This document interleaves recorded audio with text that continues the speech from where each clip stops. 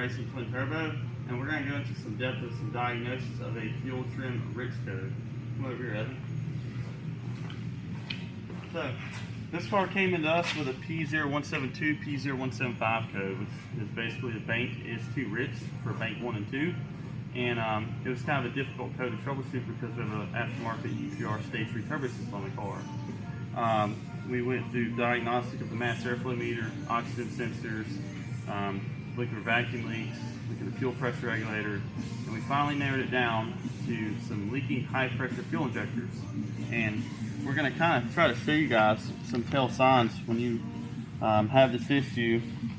You can kind of visually actually see on the tips of these injectors a little bit of residue, and that's because the high pressure fuel pressure injector has a very small ball end. These are extreme high pressure, and if there's any debris that damages that little check ball valve, whichever term you want to use, you can see any debris, and it can slowly start to slightly seep fuel out of the tip, and you'll start to see the tips get a little moist, and you will get a little bit of a rough idle. You'll notice a bank 1, bank 2 too rich code. And another way besides visually inspecting these, if you have access to a scan tool, you can go to measuring block 33, which is your short-term fuel trims for the Lamborghini, and you'll want to look at the trims and see if they're within plus or minus 10%. In this case, bank 1 was going negative 25%, which means it's pulling that much fuel out. And if you don't have any other fault codes, or you may not have any, a good place to start is these injectors. So you can go to block 106, I believe, and 140, and you can actually look at the specified high pressure and actual high pressure at the rail. And what you can do is you can compare the specified and actual values. Let the car run for a good time. Let everything get really nice and hot. I mean, let it sit for about 10 minutes, see everything up to full temperature. Just watch. You can compare bank 1 and bank 2. You can also look at the duty cycle. It should be with a 35 to 55% duty cycle load. This particular bank 1 was at 63% duty cycle.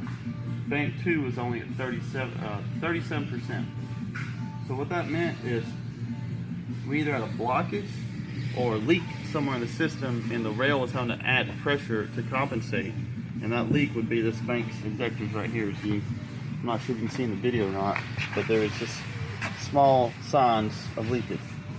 And another trick is with a car running, after you let it sit for a little while at idle and get the fuel pressure specialized, you will just basically quickly cycle the key on and off, and you'll sit there and you'll still watch the actual rail pressure and specified pressure. After about 2 minutes, you should see the pressure start going up, because what you've done is you've got high temperature fuel and a compressed rail under pressure. The pressure should start to build back up. In this case, it would kind of float a little bit, and then you would start to see the pressure drop down. After about 2 minutes, the pressure dropped about 1.5 bars on this car, on this bank right here. On this bank right here, we had about a 0.5 bar drop. And that was the tail sign that we had some sort of leak down. In some rare cases, it could be the high pressure fuel pump, but in this case, I think it's very evident we've got a leak here with the injectors. And this is a bonus clip, guys. This is kind of look inside of the valley of the V10 engine on this twin turbo Lamborghini Gallardo we're working on here. You can kind of see some of the high pressure fuel lines, high pressure fuel pump, heat exchanger, and just kind of a look further into the engine where it's what you're normally used to see an intake being here. And this is a air to water intercooler reservoir tank.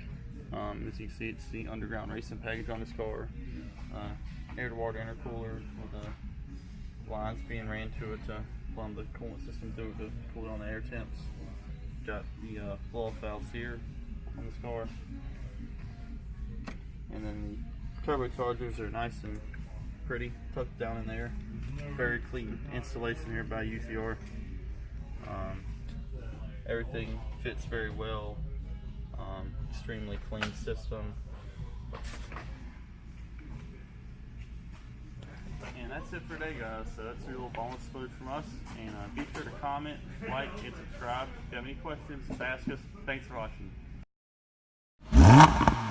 Wow.